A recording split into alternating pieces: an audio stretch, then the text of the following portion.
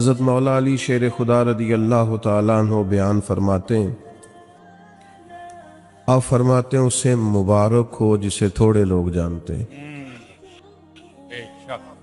قابل مبارکباد ہے، کم لوگوں میں جانا پہچانا جاتا ہے۔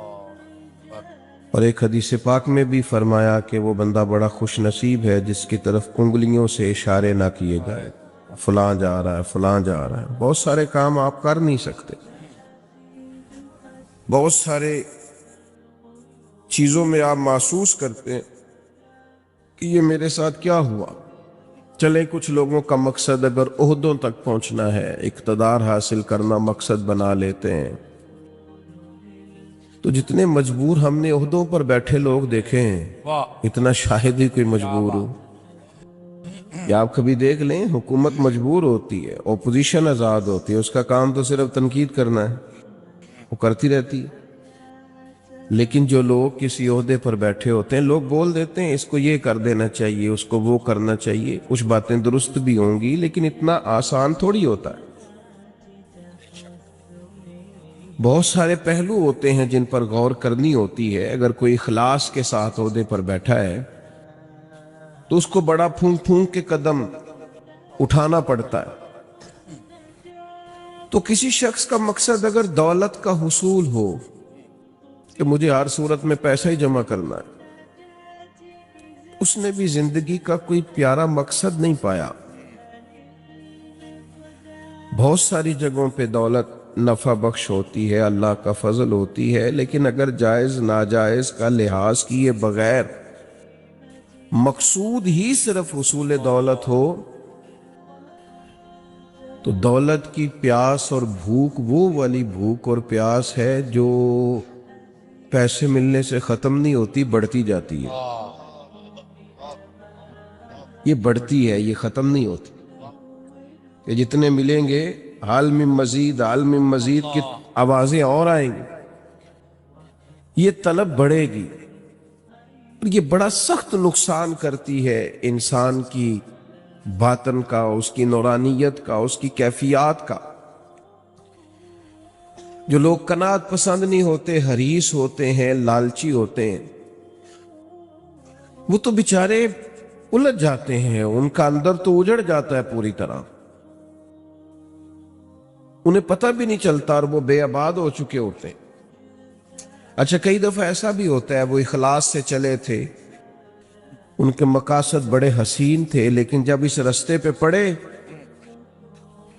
تو پھر مقصد بدل گیا، اللہ معاف کرے، پھر وہ حصول دولت، حصول دنیا، تو وہ اپنی بھی وہ کیفیت نہیں رہی ان کی، وہ خود بھی بے چین ہوتے۔ اور حدیث پاک میں موجود ہے، نبی کریم علیہ السلام نے فرمایا، دو بھوکے بھیڑیے، بھیڑیا ویسے ہی بڑا خطرناک ہوتا ہے، اور اگر اوپر سے بھوکا ہو تو بھیڑیا ویسے ہی خطرناک ہے، اور اگر بھوکا بھی ہو تو کریم فرماتے ہیں دو بھوکے بھیڑیے بکریوں کے ریوڑ میں کھلے چھوڑ دیے جائیں، کوئی روک ٹوک کرنے والا نہ ہو۔ فرمایا وہ دو بھوکے بھیڑیے بکریوں کے ریوڑ کا اتنا نقصان نہیں کرتے جتنی دولت اور شہرت کی محبت انسان کے دل کا نقصان کرتی۔ وہ اندر سے پورے طور پہ اجڑ جاتا ہے، اس کا باطن پورے طور پر تباہ ہو جاتا ہے، اسے پتہ ہی نہیں ہوتا۔ بہترین اور صاف ستھرے لباس کے پیچھے اس کی روح بے آباد ہو جاتی، کچھ بھی پاس نہیں ہوتا، ایک مشینی سی زندگی، آ رہا ہے جا رہا ہے، بیٹھا ہے بول رہا ہے، گفتگو کر رہا ہے، کاروبار کر رہا ہے، اس ملک میں ہے، دوسرے ملک میں ہے، 3-4 فون رکھے ہوئے، کسی کو کوئی بات بتا رہا ہے، کسی کو کوئی، صبح شام تک اسے یاد ہی نہیں رہتا صبح میں نے کیا کہا تھا، چونکہ زندگی مشینی بن گئی ہے نا، الجھ سا گیا۔ تو یہ جتنے بھی مقاصد ہمارے ہاں لوگ پیدا کر لیتے ہیں، یہ سارے مقاصد بڑے تکلیف دہ ہوتے، لیکن اگر زندگی کا مقصد وہ حسین مقصد ہو جس کی طرف قرآن مجید نے رہنمائی فرمائی ہے، تو پھر انسان بڑا باطنی سکون محسوس کرتا ہے۔ اللہ تعالیٰ نے فرمایا الذی خلق الموت والحیات لیبلوکم ایکم احسن عملا، فرمایا وہ ذات جس نے موت اور حیات کو پیدا کیا ہے تاکہ پتہ چلے تم میں اچھے عمل کون کرتا ہے، بہترین کردار کون پیش کرتا ہے۔ ایک بات یاد رکھیے گا، ہر آدمی باصلاحیت ہوتا ہے، بہت اچھے، واہ، ہر آدمی میں اللہ نے کوئی نہ کوئی خوبی رکھی بھی ہوتی ہے۔ بہت اچھے، ایک تو ہم اپنی خوبی کا پتہ ہی نہیں کرتے، یعنی دیکھیں مسجد کے باہر لکھا ہوتا ہے میرے جیسے مولانا صاحب کا نام فلاں نے مسجد بنائی، حالانکہ جو پوری بلڈنگ کی تعمیر کے لیے چپکے سے پیسے دے گیا تھا، یہ بھی اس نے کہا تھا کہ میرا ذکر نہ کرنا کسی کے سامنے، بہت اچھے، اور میاں وہ بھی بڑا بانی ہے اس ادارے کا، واہ بھائی واہ، اس کا بھی خاصا حصہ ہے یہاں۔ تو اگر کسی شخص کو یہ صلاحیت ملی ہے کہ وہ خرچ کر سکتا ہے، اور کسی کو یہ صلاحیت ملی ہے کہ وہ آپ کو بہترین رائے دے سکتا ہے، اچھا مشورہ دیتا ہے، اس کے پاس یہ صلاحیت ہے کہ وہ باریک بینی سے سوچ سکتا ہے کسی شعبے میں، اور آپ کے ساتھ وہ اس طرح کی معاونت کرتا ہے، تو یہ بہت بڑی صلاحیت ہے۔ لوگوں میں صلاحیت ہوتی ہے، لیکن ہم کیا کرتے ہیں، پہلے تو صلاحیت کو تلاش ہی نہیں کرتے، ساری زندگی کہتے رہتے ہیں اسی تو ماڑے بندے ہیں، کاری کچھ نہیں سکتے، میں تو غریب آدمی ہوں، کاری کچھ نہیں سکتا۔ وہ سعدی شیرازی رحمت اللہ علیہ کی خدمت میں بھی ایک شخص نے اپنے دوستوں کا شکوہ کیا تھا، اس نے کہا تھا بڑے ہی نکمے ہیں میرے دوست، بڑے ہی ناکارہ ہیں، کسی کام کے نہیں، کسی کام نہیں آتے، بالکل ہی بیکار ہے۔ تو حضرت سعدی بار بار سمجھانے لگے، فرمایا یوں نہیں کہتے، کوئی تو خوبی ہوگی۔ اس نے کہا حضور کوئی بھی نہیں۔ فرمایا پھر بھی تعلق نہ توڑنا، اگر برے بد عقیدہ نہیں تو تعلق نہ توڑنا، صرف کوئی خوبی نہ ہونے کی وجہ سے تعلق توڑ رہے، حضور کوئی خوبی نہیں۔ تو سعدی فرمانے لگے سونو پھر بھی تعلق رکھنا، پانی جتنا مرضی میلا کچیلا بھی ہو، آگ بجھانے کے کام پھر بھی آ جایا کرتا ہے۔ بڑا میلا کچیلا ہے، گدلا ہے، بیکار ہے، لیکن آگ بجھائی جا سکتی ہے اس سے۔ تو خوبیاں ہوتی ہیں انسانوں میں۔ پہلی بات تو یہ ہے کہ ہم یہ جو شیخ ہوتے ہیں نا، بزرگ ہوتے ہیں، مربی ہوتے ہیں، ہمارے مشائخ، یہ بنیادی طور پر کرتے کیا تھے؟ یہ سامنے والے کو آئینہ ہی تو دکھاتے تھے، بتاتے ہی تو تھے کہ تیرے اندر خوبیاں ہیں، کیا بات، اور وہ خوبیاں دکھا کے اس سے کوئی نہ کوئی کام لے لیتے تھے۔ بڑے بڑے نکمے لوگوں سے کام لے لیتے تھے، ان کو کام پہ لگا دیتے، ان کو تسلی دینا، سمجھانا، ان کو بار بار قائل کرنا۔ آج کل لوگ مایوس کرتے ہیں۔ ہمارے پاکستان کے ایک بڑے معروف کالم نویس ہیں، انہوں نے ایک دفعہ کالم لکھا، وہ تبصرہ تو اس پر کر رہے تھے کہ ملک میں چند سیاسی جماعتوں کا راج ہے، کسی اور کو سامنے نہیں آنے دیتے۔ تو انہوں نے ایک مثال لکھی، کہنے لگے گاؤں کا چودھری انتقال کر گیا تو پوتا اپنی دادی سے کہنے لگا اب چودھری کون بنے گا؟ تو اس نے کہا جو چودھری فوت ہوا ہے اس کا بیٹا۔ تو نے کہا اگر وہ بھی فوت ہو گیا؟ تو کہا اس کا بیٹا۔ وہ بھی فوت ہو گیا تو انہوں نے مثال دی۔ تو آخر میں وہ دادی کہنے لگی پتر سارا پنڈ بھی مر جائے تو نہیں چودھری بن لگا، تو یہ چودھریوں نہیں بننا ہے، تو فکر نہ کر۔ تو انہوں نے مثال دی کہ کچھ بھی ہو جائے، یہ چند سیاسی لوگوں نے آنا ہے۔ تو میرا کچھ رابطہ رہتا تھا، میں نے انہیں فون کیا، میں نے کہا آپ قوم کو مایوس کر رہے ہیں، یہ فکر پیدا کر رہے ہیں آپ ہماری نوجوان نسل میں کہ تم آگے آ ہی نہیں سکتے۔ میں نے کہا تو میرے ساتھ آ، میں تجھے بتاتا ہوں غریبوں کے بچے چودھری بنے ہوئے ہیں، کیا بات، میں تمہیں بنے ہوئے دکھاتا ہوں، ہماری نظروں میں آئیں۔ یہ اپنی قوم کی تربیت کر رہے ہو کہ تم کچھ بھی نہیں کر سکتے؟ بہت اچھا، تم ان کی تربیت کرو کہ اٹھ باندھ کمر کیوں ڈرتا ہے، پھر دیکھ خدا کیا کرتا ہے۔ ہمت دلاؤ، جد و جہد کا جذبہ پیدا کرو، ان کے اندر شوق پیدا کرو، یہ محنت کریں، آگے بڑھیں، مدد کرنے والا اللہ ہے۔ علاقے میں جو چودھری کہلاتے تھے ان کا بچہ پڑھا نہیں ہے، وہ اسی کمپنی کے دروازے پر گن مین ہے، اور اسی علاقے کا جو غریب کہلاتا تھا اس کا بچہ پڑھ کے اسی کمپنی کے اندر مینیجر لگا ہوا ہے۔ تو آؤ ہم دکھاتے ہیں، آپ لوگوں کو مایوس تو ایک تو صلاحیت کو بھانپیں کہ ہم کیا کردار ادا کر سکتے ہیں، وہ والا کردار ادا کریں، ہم کیا ڈیوٹی کر سکتے ہیں وہ والی ڈیوٹی کریں، اور پھر اپنی جو زندگی ہے، جو مقصد ہے، اس کو صحیح جگہ پہ خرچ کریں، غلط جگہ پہ استعمال۔ کچھ لوگوں کو اللہ صلاحیت دیتا ہے نا، باصلاحیت ہوتے ہیں، لیکن وہ اپنی صلاحیت کا استعمال ٹھیک۔ اچھا یہ بتائیں، جس کی آواز سریلی ہوتی ہے اپنی وجہ سے ہے کہ اللہ کی عطا ہے؟ اللہ کی عطا ہے، سبحان اللہ۔ تو جو آکھے میں نعت سناندہ 60,000 لینا ہے، پھر واہ بھائی، اسے پوچھا جائے گا کہ یہ آواز سریلی کرنے کے تو نے دیے کتنے، پہلے یہ بتانا۔ خدا کے بندے، اللہ نے اپنے فضل سے صلاحیت دی ہے اور تو غلط جگہ پہ استعمال کر رہا ہے، نوٹ کمانے لگ گیا، اور پھر یہ کہ تیرے نخرہ ہے کہ وہ سنبھالا نہیں جا رہا الا ماشاءاللہ، اور پھر یہ کہ جس محبوب پاک علیہ الصلوۃ والسلام کی نعت پڑھ کے اللہ نے تجھے عزت دی ہے، ان کی سنت کا لحاظ تک نہیں تو کرتا، شریعت کا پاس تک نہیں ہے تجھے۔ تو سمجھے چیزوں کو، اللہ نے صلاحیت اپنے فضل سے دی ہے۔ بڑے بھائی ہوتے ہیں، 4 5 6 بھائی ہیں، لیکن ان میں سے اللہ تعالیٰ کسی کو صلاحیت دے دیتا، آگے گزر جاتا ہے۔ اب وہ کیا کرتا ہے، وہ جناب جس کو تھوڑے سے پیسے مل جائیں یا معروف ہو جائے یا جانا پہچانا جائے، وہ مشورے دے دے کے مار دیتا ہے۔ وہ ایسے بات کر رہا ہوتا ہے جیسے بڑا پروفیسر ہے۔ او بھائی، خدا نے فضل کر دیا، تیرا جی میں رہے، اللہ سے ڈر، اپنی صلاحیت کا غلط استعمال نہ کرے کبھی بھی۔ اگر باصلاحیت ہیں تو اس اپنے آپ سے کوئی کام لے لیں، اپنے وجود کو بیکار نہ کریں،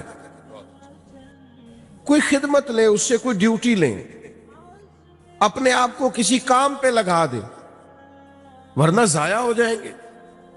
بڑے لوگ ہیں ایسے باصلاحیت ہیں، لیکن ایسے کام میں وقت ضائع کرتے ہیں جو ان کے والا ہے ہی نہیں، بیکار اپنا وقت ضائع کرتے ہیں۔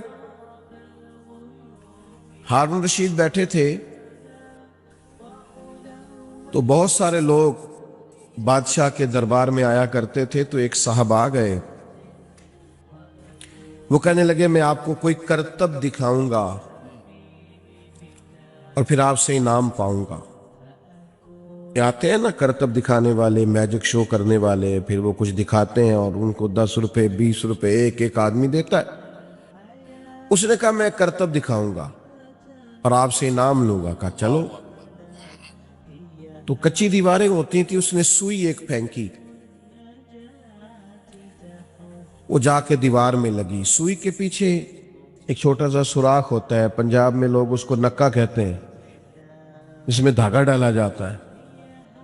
عجیب بات یہ کہ آپ کی توجہ ہے میری بات پر، اس کرتب دکھانے والے نے دوسری سوئی پھینکی تو وہ جا کے اس سوراخ میں لگی جس میں دھاگا ڈالا جاتا ہے۔ وہ تیسری پھینکی تو وہ دوسری کے سوراخ میں جا کے، اتنا مضبوط نشانہ۔ کمال، اس نے 12 سوئیاں پھینکی، ایک دوسرے کے نکے میں لگتی، سوراخ میں۔ لوگ آشش کر اٹھے کہ اتنا بڑا اور زبردست نشانے باز۔ اب جب وہ 12 سوئیاں مکمل ہوئی تو ظاہر ہے جو اس زمانے میں طریقہ تھا، لوگ واہ واہ بھی کرنے لگے، کسی نے 10 روپے دیے، کسی نے 100 روپیہ، کسی نے 50 روپے۔ اب اس کی نظر یہ تھی کہ چونکہ میں نے بہت بڑا کمال دکھایا ہے تو بادشاہ مجھے زیادہ پیسے دے گا۔ جب سب تھک گئے دے کے تب اس کی نظر بادشاہ پہ تھی، تو ہارون رشید گردن جھکائے بیٹھے ہیں، دیکھا سناٹا چھا گیا ہے تو سر اٹھایا، کہنے لگے اس کرتب دکھانے والے کو پکڑو اور باہر لے جاؤ، ستون سے باندھ اور اسے 70 کوڑے مارو۔ وہ کہنے لگا بادشاہ میری غلطی، میں نے تو کمال دکھایا ہے اور یہ کمال لوگ آن کر کے دکھایا کرتے ہیں اور آپ سے انعام پاتے ہیں، تو آپ یہ ہے کہ مجھے کوڑے لگوا رہے۔ تو بادشاہ سلامت کہنے لگے کوڑے اس لیے لگوا رہا ہوں کہ اللہ تعالیٰ نے اتنا بہترین نشانہ دیا، تو مداری بن گیا، تیری سزا بنتی ہے۔ اس نے کہا حضور پھر کیا کروں؟ فرمایا میں تجھے فوج میں بھرتی کرتا ہوں، یہ جو نشانے کا اللہ نے کمال دیا ہے یہ کافر پہ لگا تھا کہ دین کے جھنڈے کو اللہ سر بلندی عطا کر، سبحان اللہ، یہ کافر پہ لگا، اپنی صلاحیت کو ضائع کر رہا ہے، بیکار کر رہا ہے۔ بہت اچھا۔ اللہ تعالیٰ نے قرآن مجید کے اندر یہ ارشاد فرمایا ہے کہ النبی اولا بالمؤمنین من انفسہم، فرمایا نبی کریم صلی اللہ تعالی علیہ وسلم مومنوں سے ان کی جانوں سے بھی زیادہ قریب ہے۔ تو اس کو بند کر دیں، یہ اس کی لائٹ بند کر دیں، اللہ آپ کو یہ چھوڑ دیں، سارے آپ چلانے، یہ مائک چل جائے اتنا کافی ہے، باقی سب چھوڑ دیں، بات سنیں۔ میں نے عرض کیا ٹائم بہت کم رہ گیا۔ عزیز دوستو، ہمارا نا کائنات میں سب سے گہرا اور مضبوط رشتہ اللہ رسول کے ساتھ۔ دنیا کے اندر بہت سارے رشتے حساس ہوتے، ان کی حساسیت کا انکار نہیں کیا جا سکتا، پر جتنی حساسیت نبی پاک علیہ السلام کے رشتے میں پائی جاتی ہے نا، یعنی ہماری جانوں سے بھی ہمارے زیادہ مالک مدینے والے محبوب ہیں۔ یاد رکھیے گا کہ جب یہ رشتہ اتنا نازک ہے تو پھر اس تعلق کے لیے امتی کا بھی کام یہ ہے کہ وہ اس نزاکت کو ذرا گہری نظر سے سمجھے۔ حضور سید عالم علیہ السلام پر ایمان لانے کا معاملہ ہو تو حساس ہونا چاہیے۔ حضور کی ہر بات، بیٹا موبائل چھوڑ دو، بات مانتے، آپ اتنے پیارے ہیں ماشاءاللہ، آپ جب موبائل اونچا کرتے ہیں تو پچھلوں کو نظر نہیں آتا، وہ بیچارے پھر دقت محسوس کرتے۔ اللہ تعالیٰ آپ سب کو سلامت رکھے۔ نبی پاک صلی اللہ تعالی علیہ وسلم کی بات ماننے کے معاملے میں بھی صحابہ بڑے حساس تھے۔ بہت سارے لوگ ہمیں بہت سارے کام کہتے ہیں، بہت ساری نصیحتیں بعض اوقات ہمیں سننے کو ملتی ہیں، لیکن رسول کریم صلی اللہ تعالی علیہ وسلم جب اپنے غلاموں کو کوئی بات ارشاد کرتے، حضور جب کچھ بیان کرتے اور غلاموں سے جب سرکار کسی بات کا تقاضا کرتے تو وہ اس کی حساسیت کو سمجھتے تھے۔ حضرت حکیم بن حزام رضی اللہ تعالی عنہ بیان فرماتے کہ نبی کریم صلی اللہ تعالی علیہ وسلم نے ہم سے عہد لیا تھا کہ ہم کسی دنیا دار کے آگے ہاتھ نہیں پھیلائیں گے، اپنا رجوع ہمیشہ اللہ رسول کی جانب رکھیں گے، دنیا داروں سے، مالداروں سے، سیٹھوں سے، نوابوں سے ہم کبھی ہاتھ پھیلا کے مانگیں گے نہیں۔ وعدہ ہو گیا، بیعت ہو گئی اس بات پر۔ فرماتے ہیں پھر ہمارا حال یہ تھا کہ اگر کوئی شخص گھوڑے یا اونٹ پر بیٹھا ہے اور اس کے ہاتھ سے درہ گر گیا ہے اور قریب اس کا غلام بھی کھڑا ہے تو اپنے غلام سے نہیں کہا کرتا تھا کہ درہ مجھے پکڑا دو، وہ خود گھوڑے سے نیچے اترتا تھا، خود اونٹ سے نیچے اترتا تھا، تو وہ درہ اٹھاتا تھا۔ جب سوال کیا جاتا کہ آقا میں قریب کھڑا تھا، میں غلام ہوں، مجھے آپ حکم کر دیتے، ارشاد کر دیتے، میں آپ کا درہ پکڑا دیتا، تو وہ کہتے کیسے تمہیں کہہ دیتے، ہم نے تو اپنے نبی پاک علیہ السلام سے وعدہ فرمایا ہے کبھی کسی دنیا دار سے سوال نہیں کریں گے۔ تو حضور کی بات ماننے کے معاملے میں حساس ہونا، آج کل نا مسلمان ہفتے جمعہ پڑھتے ہیں، ہفتے میں ایک دفعہ جمعہ ہوتا ہے، عید کی نماز ہوتی ہے، مختلف محافل ہوتی ہیں، تو بہت ساری احادیث سنتے، بہت سارے ارشادات ہمارے کانوں سے آ کر کے ہماری سماعتوں کو معطر کرتے. تو چونکہ بہت ساری باتیں ہم سنتے ہیں، تو وہ خاص حساسیت جو اس معاملے میں ہونی چاہیے کہ بندہ سمجھے بس مجھے حضور کا ارشاد پہنچ گیا، بس مجھے نبی پاک علیہ السلام کی بات آ گئی، بس حضور نے حکم دے دیا. یہ حساسیت بڑی ضروری ہے. یاد رکھیے گا کہ یہ نہیں ہو سکتا کہ ہم حضور کی احادیث کو، قرآن مجید کی آیات کو بھی معاذ اللہ صرف کانوں کی لذت کے لیے سنیں اور کہ ماشاء اللہ سبحان اللہ کیا بات ہے، کیا بات آپ نے بیان کی، لیکن اس کی جو خاص تاثیر ہے اور اس کا جو خاص درجہ ہے اور بندہ مومن کے دل کے اندر اس کے لیے جو خاص مقام ہونا چاہیے، جب تک وہ ہم اپنے اندر پیدا نہیں کرتے ایمان کی لذت نصیب نہیں ہو سکتی. آپ دیکھیے، میں نے عرض کیا تھا خاموش، اور حضور وضو کر کے مسکرائے تھے. مجھے وجہ کر کے چونکہ رشتہ بڑا حساس ہے نا، یہاں معاملہ بڑا نازک ہے. حضور کے ساتھ غلاموں کے رشتے بڑے بلند ہیں.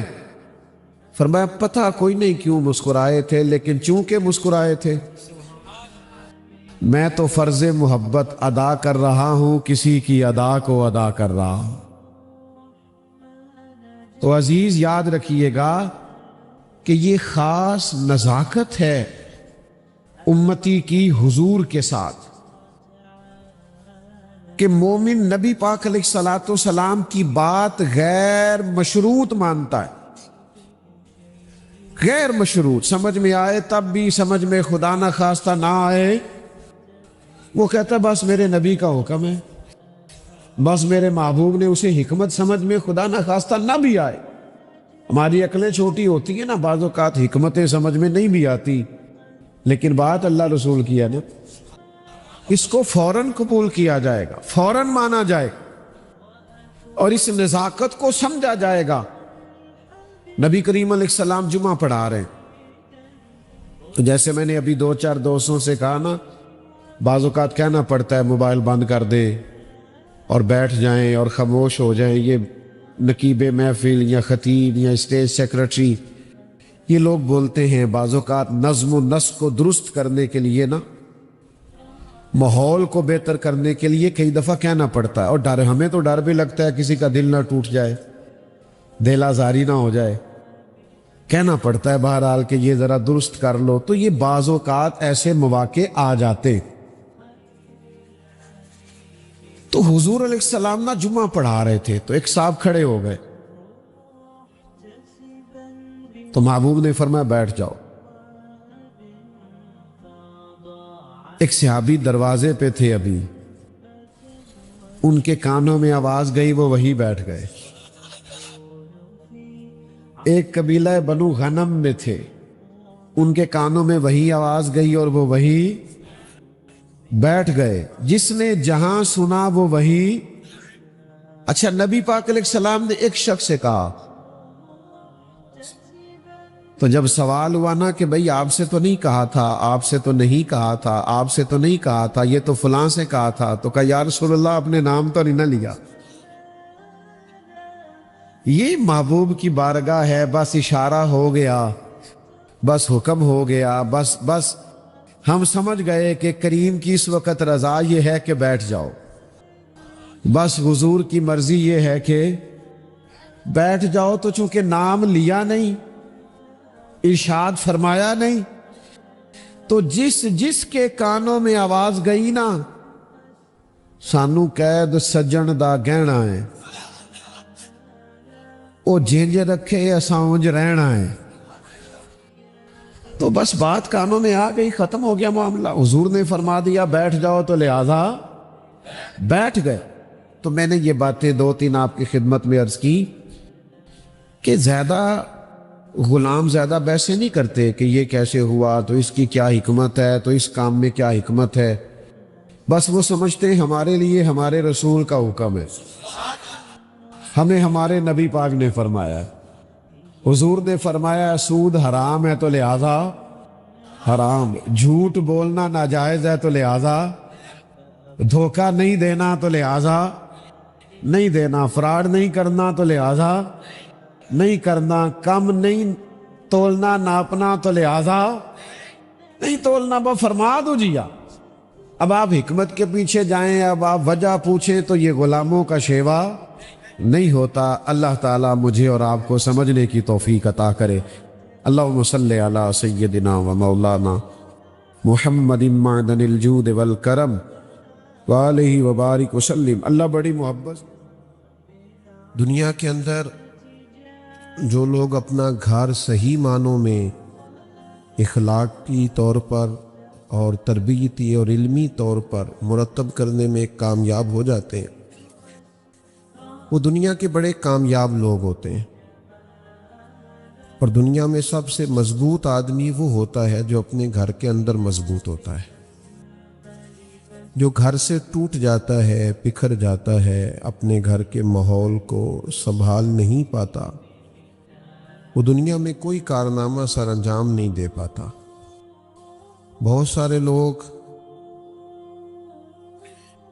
ہمیں بہت ساری جگہوں پہ اس لیے الجھے بکھرے اور ٹوٹے ہوئے نظر آتے ہیں کہ گھر کے اندر پریشان ہوتے ہیں. گھر کے اندر کا ماحول اگر مضبوط ہو جائے اور معنی خیز ہو جائے اور اس کی وجہ سے انسان کا ذہن دل ٹھنڈا رہے تو وہ باہر بھی توانائی کے ساتھ کام کر سکتا ہے. اللہ تعالیٰ نے قرآن مجید کے اندر ہمیں حکم دیا کہ یا ایھا الذین آمنوا قوا انفسکم واہلیکم نارا، اے ایمان والو خود بھی دوزخ کی آگ سے بچو اور اپنے گھر والوں کو بھی بچاؤ. صرف ان کے لیے روزی روٹی کا، رہائش کا، کھانے پینے کا، پہننے کا بندوبست ماں باپ کے ذمے نہیں لگایا، بلکہ یہ بھی باپ کے ذمے لگایا کہ یہ بھی بندوبست تو کر کے تیرے بچے دوزخ سے بچیں. ان کے لیے ایسے ماحول کو فراہم کر کے ان کی توجہ ان کاموں کی جانب ہو جائے جو کام جنت میں لے جانے والے. اے ایمان والو خود بھی دوزخ کی آگ سے بچو اور اپنے گھر والوں کو بھی بچاؤ. حضرت عمر فاروق رضی اللہ تعالیٰ عنہ اس آیہ کریمہ کے نزول کے بعد عرض گزار ہوئے کہ یا رسول اللہ صلی اللہ تعالیٰ علیہ وسلم، اس آیت کا معنی کیا ہے؟ تو حضور علیہ السلام نے فرمایا اس کا بڑا سادہ معنی ہے کہ جن کاموں کا اللہ رسول تمہیں حکم دیتے ہیں تم ان کاموں کا اپنے گھر والوں کو حکم دو، اور جن کاموں سے اللہ رسول تمہیں منع کرتے ہیں تم ان کاموں سے اپنے گھر والوں کو روکو، بچاؤ. عزیز بھائیوں، گھر کی تعمیر، گھر کی تربیت، گھر کے اندر اعلیٰ ماحول کا قائم کرنا یہ باپ کی اور ماں کی ذمہ داری ہوتی ہے.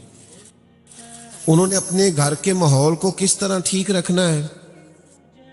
سب سے پہلے تو انہوں نے آپس کی لڑائی کو کیسے ختم کرنا ہے، اس میں کس طرح انہوں نے بچوں کے لیے آسانی کرنی ہے، اور گھر میں کس طرح یہ ماحول بنانا ہے کہ بچوں کا شوق بنے کہ وہ تعلیم کی طرف بڑھیں، ان کے اندر رغبت پیدا ہو کہ وہ نماز، روزہ، عبادات اور اخلاقیات کے عنوان پر کامیابی. یہ ذمہ داری ہے اور یہ نازک مسئلہ ہے. یہ گھر کے اندر کو 10-15 منٹ 20 منٹ نصیحتیں کرنے سے یہ مسئلہ حل نہیں ہوتا. اس کے لیے پراپر اپنے آپ کو تبدیل کرنا پڑتا ہے. ہمارے بچے وہ نہیں کرتے جو ہم کہتے ہیں، ہمارے بچے وہ کرتے ہیں جو ہم کرتے ہیں. ہمارا باہر تقریر چلے گی، گھر کے اندر کردار چلے گی. تو گھر کو کیسے سجانا سنوارنا ہے، اس کے لیے ہمارے نبی پاک علیہ السلام نے جو ہم پر لا تعداد بے شمار احسانات کیے، ایک احسان یہ بھی کیا کہ محبوب نے فرمایا تمہارے لیے ضروری ہے کہ اپنے نبی کے گھر والوں سے پیار کرو. قُلْ لَا أَسْأَلُكُمْ عَلَيْهِ أَجْرًا إِلَّا الْمَوَدَّةَ فِي الْقُرْبَى. اے محبوب علیہ السلام، آپ اپنے غلاموں سے فرما دیں کہ میں تبلیغ دین پر تم سے کوئی اجر نہیں مانگتا، ہاں میرے قریبیوں سے پیار کرتے رہنا. یہ جو میرے قریبی ہیں، یہ جو میرا گھر ہے، ازواج پاک ہیں، چاروں شہزادیاں ہیں، بالخصوص مولا علی شیر خدا، سیدہ فاطمہ الزہرا، امام حسن، امام حسین، یہ جو لوگ ہیں ان سے پیار کرنا، عقیدت رکھنا. کیوں؟ کہ حضور علیہ السلام فرماتے ہیں میں 2 چیزیں تمہیں دے کر جا رہا ہوں.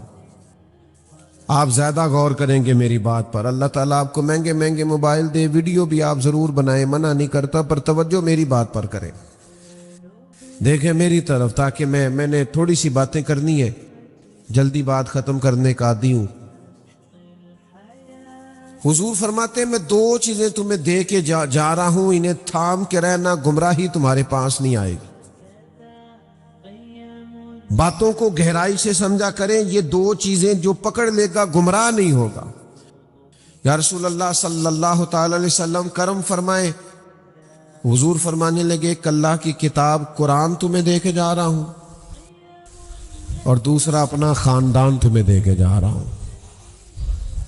میرے خاندان کی طرف دیکھنا، کردار و عمل دیکھنا، صبح شامیں دیکھنا. اگر ہم نبی پاک علیہ الصلوۃ والسلام کی جو آئلی اور ذاتی اور گھریلو زندگی ہے اس پر کبھی غور کریں تو نبی پاک علیہ السلام نے اپنا گھر کیسے سجایا سوارا، اور ہمیں کیا تلقین ارشاد فرمائی، یہ قابل غور پہلو. اور میں پھر وہی بات دہراؤں گا کہ گھر سے مضبوط ہو گئے تو باہر بھی بڑے مضبوط ہو جائیں گے. لیکن اپنے پودے خشک رہیں اور ادھر ادھر انسان باغبانی کرتا پھرے تو اسے کہا جائے گا یار تیرے اپنے پودے تو خشک ہو گئے ہیں، اور تو دوسروں کو مشورہ دے رہا ہے کہ فلاں کام کرو گے تو پھل زیادہ آئے گا. تو اپنے گھر کے اندر بھی تو بہت ساری توجہ دے، اس پر بھی تو غور کر. اللہ کے پیارے رسول صلی اللہ تعالی علیہ وسلم کی مقدس زندگی میں آپ کو ملے گا کہ حضور اپنے گھر والوں کو وقت دیتے.